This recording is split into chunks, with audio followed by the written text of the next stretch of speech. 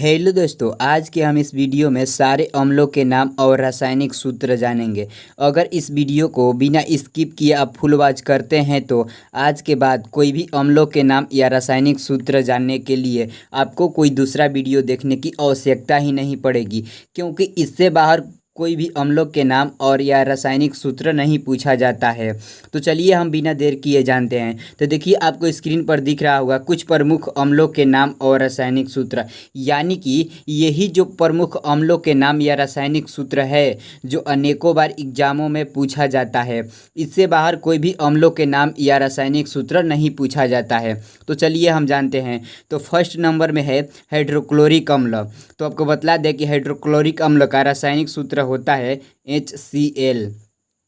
चलिए दूसरा नंबर में हम जानते हैं सल्फ्यूरिक अम्ल। आपको बतला दें कि सल्फ्यूरिक अम्ल का रासायनिक सूत्र होता है H2SO4। चलिए 3 नंबर में हम जानते हैं नाइट्रिक अम्ल। आपको बतला दें कि नाइट्रिक अम्ल का रासायनिक सूत्र होता है HNO3। चलिए 4 नंबर में हम जानते हैं सल्फ्यूरस अम्ल। आपको बतला दें कि सल्फ्यूरस अम्ल का रासायनिक सूत्र होता है H2SO3। चलिए 5 नंबर में हम जानते हैं कार्बोनिक अम्ल। आपको बतला दें कि कार्बोनिक अम्ल का रासायनिक सूत्र होता है H2CO3। चलिए 6 नंबर में हम जानते हैं बोरिक अम्ल। आपको बतला दें कि बोरिक अम्ल का रासायनिक सूत्र होता है H3BO3।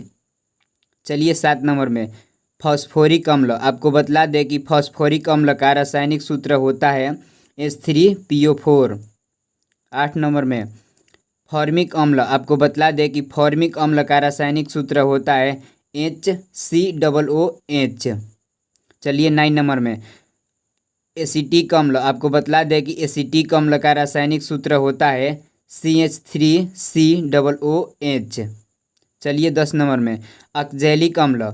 आपको बतला दें कि ऑक्जेलिक अम्ल का रासायनिक सूत्र होता है C2H2O4। तो चलिए, हमको उम्मीद है कि सारे अम्लों के नाम या सूत्र आप याद कर लिए होंगे।